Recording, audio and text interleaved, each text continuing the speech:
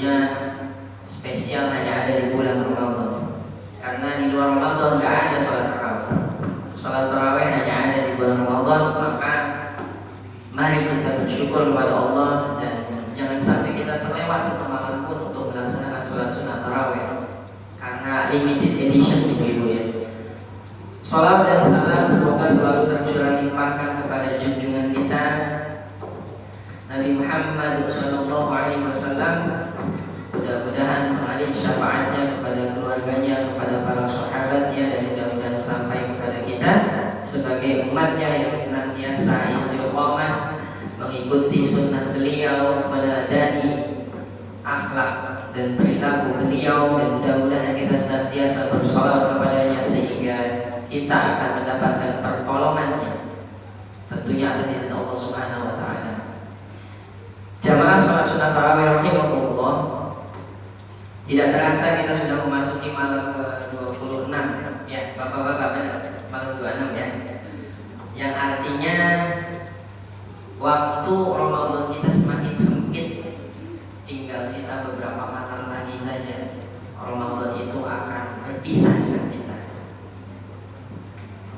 Ada sebuah cerita di sebuah rumah sakit terdapat seorang pasien yang mana pasien ini divonis oleh sang dokter karena si pasien ini mengidap sakit kanker dan stadium 4, sehingga sang dokter mengatakan kepada sang pasien, kepada pihak keluarga pasien, bahwa pasien ini umurnya sudah tidak panjang lagi.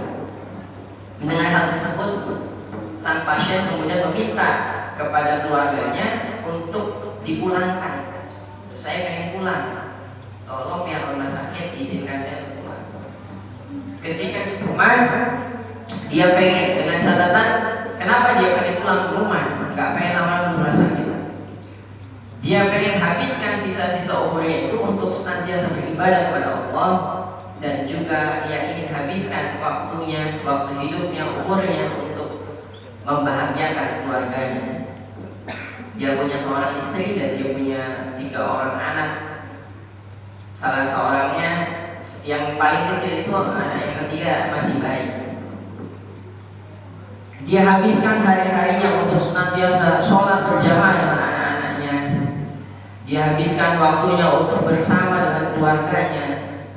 Dan juga dia tidak pernah ketika melihat tetangganya kesusahan dia bantu. Dia tidak pernah membiarkan saudaranya kesusahan. Dia bantu apa yang dia bisa bantu. Ketika dia tidak mampu bantu dengan harta, dia bantu dengan tenaga. Ketika tidak mampu dengan tenaga, dia bantu dengan doa. Sehingga sang pasien ini betul-betul memanfaatkan sisa-sisa umurnya dengan sebaik-baiknya. Maka dia berdoa kepada Allah supaya ketika dia nanti meninggal dunia, dia meninggal dalam keadaan berjuang di jalan Allah. Kisah tadi bisa kita terapkan. Anggap kita ini bertemu dengan Ramadan, ini adalah Ramadan terakhir kita. Maka ketika kita merasakan atau memiliki pikiran seperti itu, maka kita tidak akan menyia-nyiakan waktu atau sisa-sisa waktu Ramadan kita tahun ini. Karena kita belum tahu apakah tahun depan kita masih bisa berjumpa dengan Ramadan. Maka di tahun ini, di Ramadan tahun ini, mari kita manfaatkan sisa-sisa Ramadan kita dengan senantiasa beribadah kepada Allah. Ramadan ini mengajak kita kepada perubahan, tentunya perubahan yang positif. Di ayat yang tadi disampaikan oleh kami di awal Quran surah Al-Baqarah ayat 183 menjelaskan bahwa tujuan daripada ibadah puasa adalah membentuk manusia atau insan yang bertakwa kepada Allah.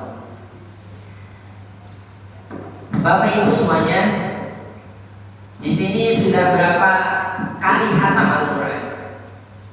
Biasanya di luar Ramadan kita baca beberapa halaman saja Al-Quran, tapi di bulan Ramadan tiba-tiba muncul semangat baru. Kita jadi lebih sering membaca Al-Quran daripada ngomongin tetangga, ngomongin orang-orang yang ada di sekeliling kita.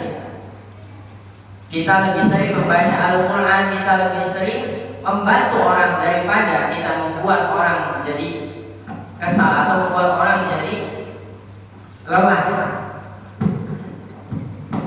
Kemudian di bulan Ramadan pula kita jadi lebih sering bangun pagi untuk melaksanakan ibadah sahur. Mudah-mudahan setiap kebaikan-kebaikan yang sudah kita buat, yang sudah kita hidupkan, yang sudah kita terapkan di bulan ini, ketika nanti Ramadan sudah usai, Ramadan sudah harus berpisah dengan kita, maka kebiasaan-kebiasaan atau perubahan-perubahan yang baik itu jangan sampai hilang. Kita masih bisa bangun pagi, bangun malam kita masih bisa untuk melaksanakan sholat sunnah tahajud. Barangkali yang esok harinya kita mau puasa, kita bisa bersahur setelah sholat sunnah tahajud, sholat sunnah hajat, sholat sunnah witir. Kita masih bisa menyempatkan waktu kita untuk membaca ayat Al-Quran. Jadi mudah-mudahan kita semuanya yang berada di sini wabil khusus senantiasa istiqomah. Jangan sampai Ramadan usai, kebiasaan kita di bulan Ramadan juga selesai. Tapi bagaimana caranya supaya selesai dari Ramadan, kebiasaan-kebiasaan baik yang kita laksanakan di bulan Ramadan tetap kita laksanakan walaupun bukan di bulan Ramadan. Itu saja mungkin yang bisa saya sampaikan, ajakan sekaligus wabil khusus ajakan untuk diri pribadi saya.